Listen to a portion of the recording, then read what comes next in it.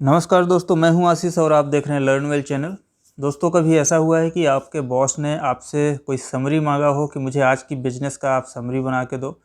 आज क्या क्या बिज़नेस हुआ, कौन हमारे टॉप 5 कस्टमर हैं या कौन हमारे टॉप 10 कस्टमर हैं जिससे हमें पैसा लेना है, पेबल्स कितना है, रिसीवल्स कितना है, ये सारी चीज़ें।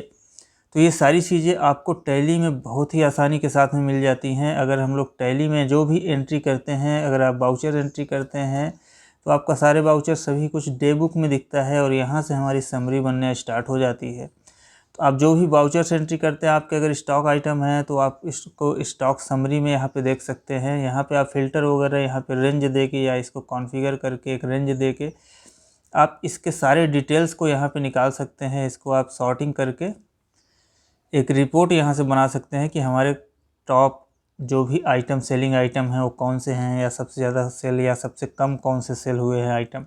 वैसे ही सेम अगर आप स्टॉक समरी के अलावा आप यहाँ पे प्रॉफिट लॉस अकाउंट में जाएंगे तो यहाँ भी आपको सेल्स और परचेस से रिलेटेड और बाकी एक्सपेंसेस से रिलेटेड यहाँ भी आपको रिपोर्ट मिल जाती है। और इसका भी आप डिटेल निकाल सकते हैं यहाँ से कि आपका कितना सेल्स हुआ है किस चीज़ का, या कितना कैश में हुआ है सेल, कितना जो भी है, जितने भी रिपोर्ट्स निकलती हैं टैली से काफ़ी ज़्यादा परफेक्टली रिपोर्ट निकल जाती हैं।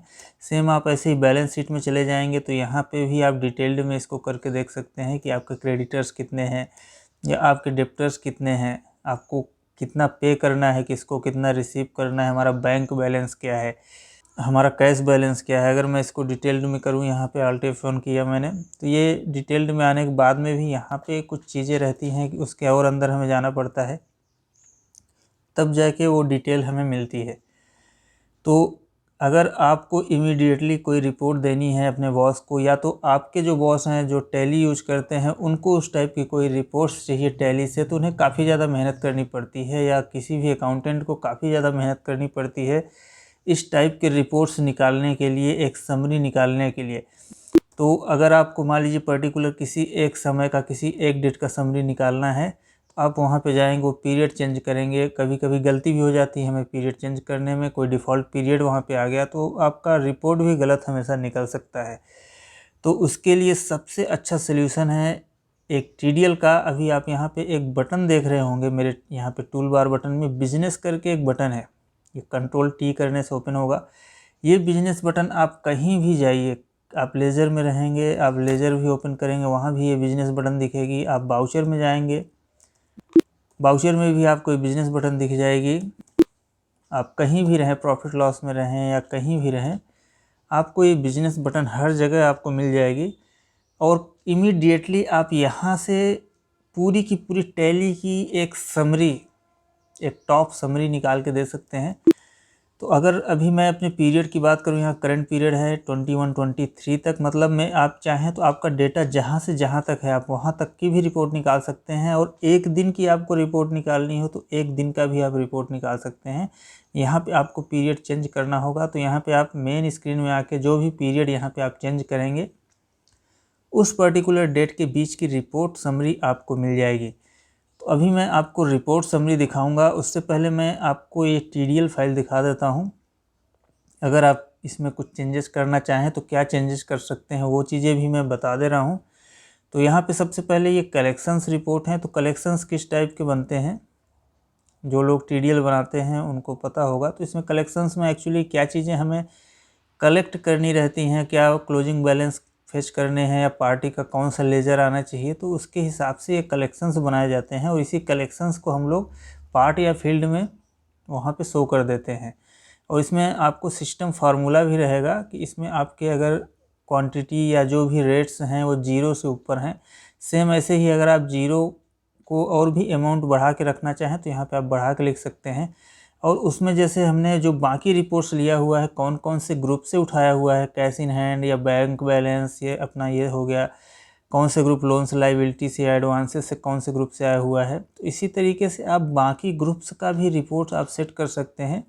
जो मेन ग्रुप होते हैं आप उनको यहाँ पे डाल के और भी रिपोर्ट्स वहाँ पे अपनी शो कर सकते हैं। और इसको मैंने टूल बार बटन में ऐड किया है, तो यहाँ पे टूल बार बटन के लिए कोड्स हैं और इसको कहाँ कहाँ पे शो करना है, जैसे आप बाउचर ओपन करें वहाँ भी शो करें, मेन मेन्यू में ओपन करें वहाँ भी शो करें, डिफ़ॉल्ट फॉर्म कोई सा भी ओपन हो या डिफ़ॉल्ट मेनू कोई सा भी ओपन हो तो वहाँ पे भी ये बटन शो करती रहे, तो उसके लिए मैंने यहाँ पे ऐड कर दिया टूल बार बटन सबके लिए। और भी इसमें अब ये आपने इतना ट्यूटोरियल देख लिया, अब मैं आपको ये फ़ाइल यहाँ पे स्क्रीन पे दिखाता हूँ। तो यहाँ पे मैं बिज़नेस पे क्लिक करता हूँ जैसे ही, तो यहाँ पे मेरा बिज़नेस समरी ओपन हो जाता है। तो इधर आप देख सकते हैं सबसे पहले हमारा प्रॉफिट लॉस आ गया कि हमारा ग्रॉस प्रॉफिट कितना है, नेट प्रॉफिट कितना है, टोटल हमने सेल कितना किया है, टोटल हमारा परचेज कितना हुआ है, सेल परचेज की रिपोर्ट हो गई। इधर हमारा कैश और बैंक बैलेंस की रिपोर्ट हो गई कि हमारा कैश बैंक बैलेंस कितना कितना है, कैश का कितना है, बैंक का कितना है, कैश फ्लो हमारा कितना आया अंदर और हमने कितना आउट किया, मतलब पेमेंट कितना किया, कि ये कैश फ्लो की रिपोर्ट हो गई। तो ये इस टाइप की रिपोर्ट से ही हमारे बॉस को चाहिए होती है, उन्हें बहुत लेंदी लंबी सी रिपोर्ट्स नहीं चाहिए होती है।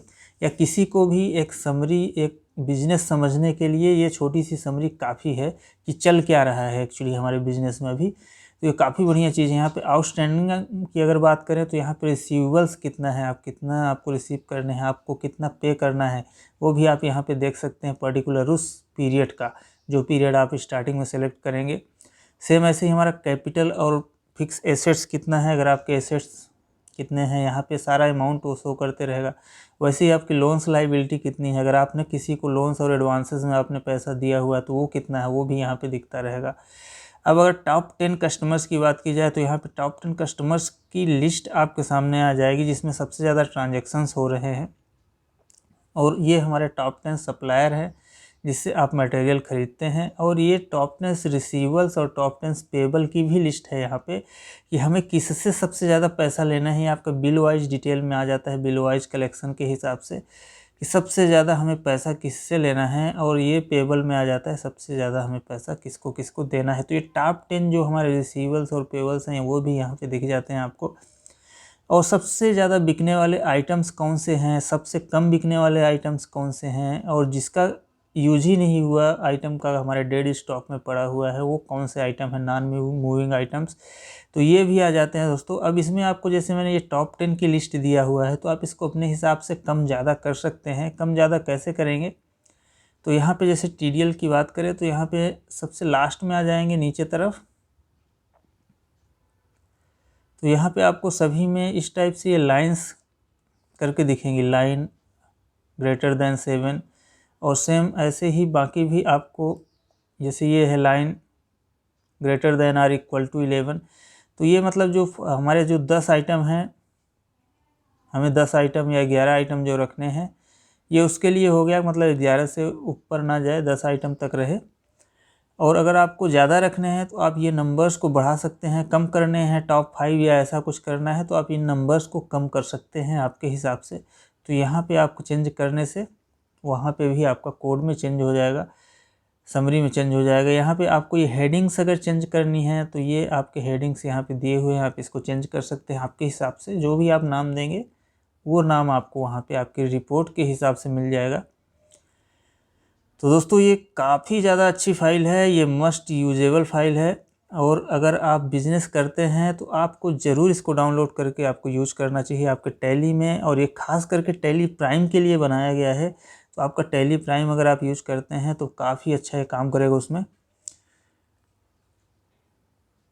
तो दोस्तों मैं इसका डाउनलोड लिंक आपको दे दे रहा हूँ, आप इसको ज़रूर डाउनलोड करिए और यूज करिए।